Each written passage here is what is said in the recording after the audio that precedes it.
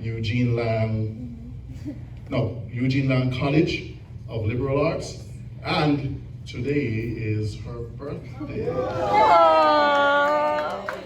So please, let's sing a lovely happy birthday song to Miss Gabrielle Francis.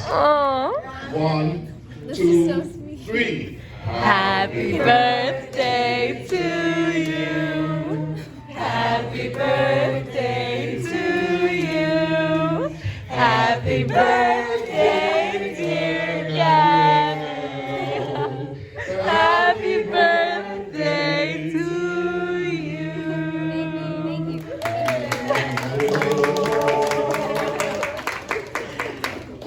All right, so today Miss Francis is presenting No.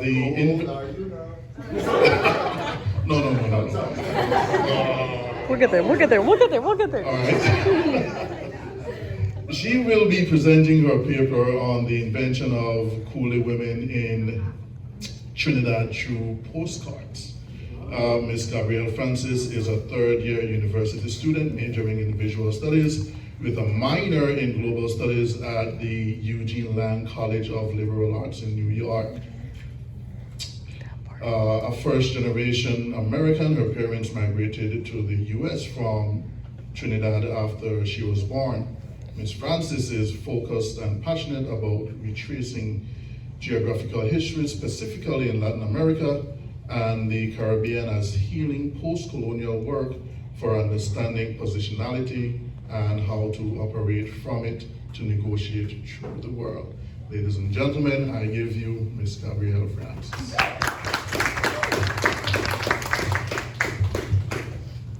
Hi everyone, so my name is Gabrielle Francis and I'm 20 today, if you're wondering. And so, yes, I'm still young. So I'm a descendant of Indo-Caribbean laborers, and today I'm here to talk to you about an ongoing research and personal project titled The Invention of Coolie Women in Trinidad Through Postcards. And so this began as a final paper I wrote for a class I took last semester titled Picturing People, Race, Empire, and Archive by Ileana Cepero Amador. And so my participation to the theme of this conference is writing these women into history, as the marginalization of Indo-Caribbean women is often either underrepresented or silenced and non-existent. So this is an attempt to give them their agency back. And I'm gonna just be skipping through these. So I refer to this book, Coolie Women, often as Bahadur is a phenomenal descendant of Guyanese indentured laborers, and attempts to retrace her great-grandmother's migration and settlement to Guyana. I'll draw from some quotes and research she uses that's specific to Guyana, but relevant and common in Trinidad as well, as Indo-Caribbean refers to the population larger than just Trinidad. And this book is special for many reasons, but the one I'd like to highlight is because it's written by a direct descendant of whom is an Indo-Caribbean woman herself, right? And so I'd like to begin with this quote: "Who coolie women were and who we, their descendants, are, is at heart a story about the demand for women's bodies, for labor, for sexual gratification, and procreation." So I start with this quote because there are alarming similarities in the motives, the weaponry, and the ratios of death and murders of Indo-Caribbean women during the indenture period and today. So for some historical context, in 1845, the Patel Razak was the first ship that brought Indians to the British colony of Trinidad for indentured work on plantations following the abolition of slavery. The practice of indentured labor work lasted until 1917. The ratio of Indian men to women was 206 to 21 on this first ship. And so the second quote I pull is from Bahadur, and it says, "Descendants of indentured laborers, including the large diaspora in New York City, which is where I live and I grew up in, continue to struggle with social problems rooted in indenture and colonialism, with alarming rates of intimate partner violence, poverty, and gender inequality." So my question that led to this thesis in my argument is, how can 174 years have passed yet this violent colonial history be so attached to the threads of these women's everyday lives, identities, and culture? So the term coolie had previously been used to designate mostly Chinese and Portuguese indentured laborers in Trinidad. However, no visual archive records like these postcards can be found in Trinidad's archives. These postcards featuring women were the first photographic documents to represent these coolies, which came to connotate indentured laborers, but specifically women. And so I argued this depiction of them, this invention, depiction, and sale of coolie women prescribed a racial, gender, and sexual identity onto them. And this depiction of Indo-Caribbean women emphasized that they do not belong to the land, neither the islands nor India. Instead, they are commodified for the white man, and to some extent for the Indo-Caribbean man as well.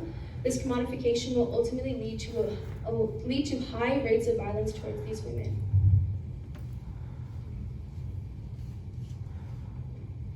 And so we're going to talk a little about the complex life of indentured labor women. The complex life of indentured Indian women. So there was one, legal pressure and constraints from Indian men in the law. And I pulled this quote from Prashad, which says, Indo-Caribbean men petitioned laws like the Immigrant Marriage and Divorce Ordinance as a way for Indian men to possess and control their wives. These measures resulted in the dominance of the Indian man and the subjugation of the female in the household and the maintenance of the male dominance in male-headed households.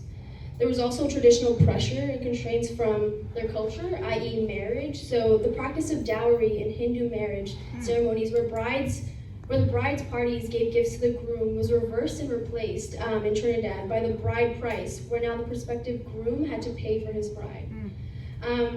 And it's important to note that most of these women were illiterate in both Hindi and English, and that they experienced alarmingly high rates of violence in the English Caribbean. So I pull another quote from Abraham that says, indentured Indian men in Guyana murdered indentured Indian women at the rate of 142 times higher than in the provinces of India from where indentured laborers came from. And then it's also important to note that they were uprooted from their land, from their culture, and from their partners. And so I give a dictionary definition of coolie, which is hired and or unskilled labor. However, the term became synonymous with the East Indians who were part of the indentured system. But I give a cultural definition as well, which reads from Bahadur from coolie women. In India, in the subcontinent, a coolie represents someone who carries baggage. And these women sort of carry the baggage of colonialism, the expectations of white men, the expectations of Indian men. Here they have to preserve culture, preserve family. And I also want to note that the word coolie is marked as an ethnic slur and has a deep history of colonial violence. The respectful and responsible way to describe Caribbean nationals with East Indian ancestry is through the term Indo-Caribbean and or West Indian. But for the purposes of this slide, I'll use Indo-Caribbean. And so some history on this postcard business before we get into the actual images is that it's a visual archive of Indian women in Trinidad dressed head to toe in East Indian clothing and ornate jewelry in many postures and expressions. These photographs were shot by British photographers and printed on tourist postcards published in Britain from the 1870s to the 1890s.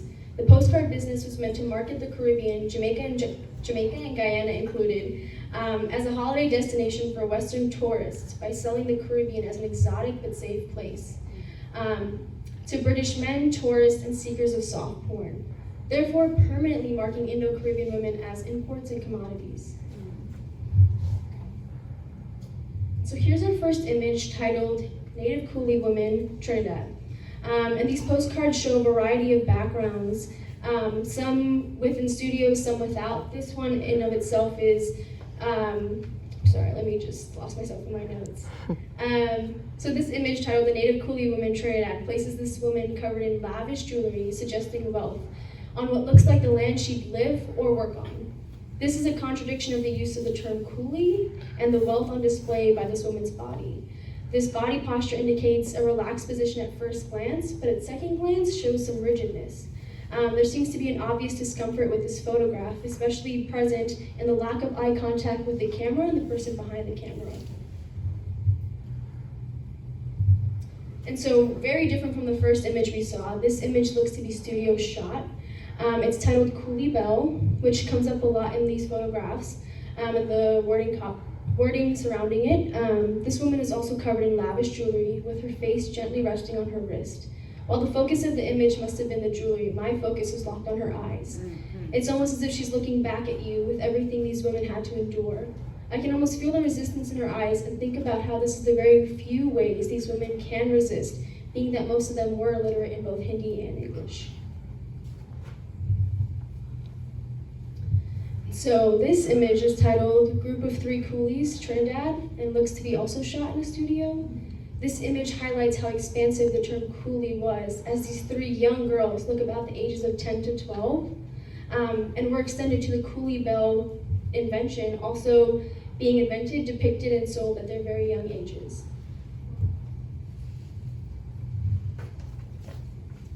And so this image is titled Trinidad East Indian Types. Depicts these young girls as well, but this time on the land that they could be living and working on.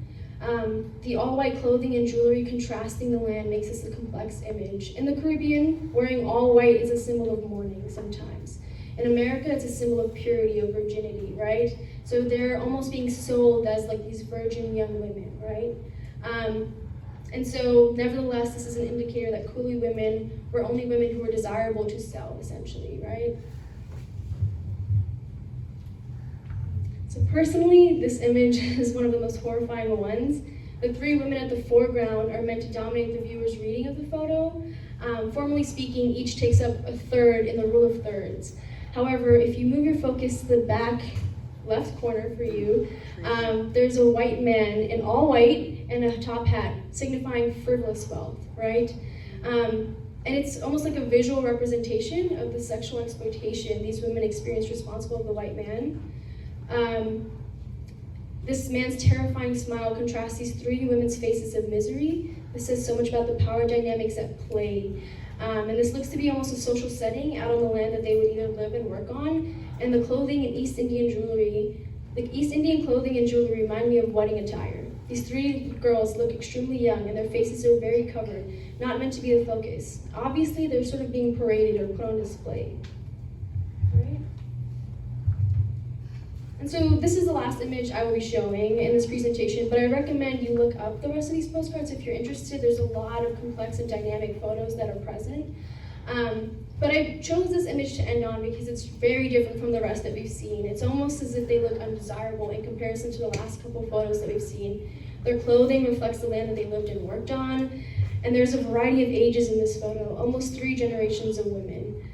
It reflects intimate moments between them as they sit together, all close together, doing one another's hair and sort of just existing side by side. And as it's not a studio photo and none of them are making direct eye contact with the camera, it's almost like these intimate moments are being put on spectacle for white men and for whoever's buying these postcards, right? Okay. Ooh, sorry about that typo or that impact that comes up twice, but I separate it into visual impact and a cultural impact. So the first one that is covered by the word impact on the visual side reads, it's a visual testament to the effectiveness of colonial rule, right? That's what these postcards do. And then second, Indo-Caribbean women were an extension of the exotic but safe marketing of the Caribbean, and that the abundance of jewelry suggested Indo-Caribbean women had done well to leave India. But also the captions attached to the image help British consumers identify and stereotype these women. So culturally, this sexualized an ethnic type of coolie bells.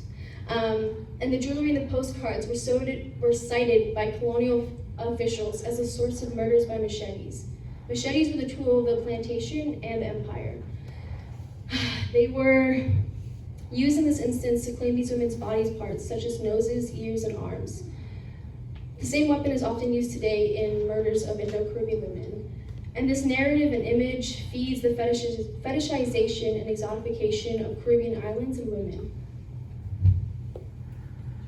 So for the development and circulation of these postcards, during the colonial period, the Caribbean had developed a reputation as a graveyard for white men. And so these postcards were meant to allure white men in spite of the diseases going around. And colonial photography was connected to tourism, but birthed from imperialism. And that the rise of tourism in the 1980s coincided with the technological advances and the colonial administrators' campaign, making the camera and these images of these Indo-Caribbean women a booming business. And so we end up right back here with this quote that we began with, because this history and violence is ongoing and it follows Indo-Caribbean women wherever they go.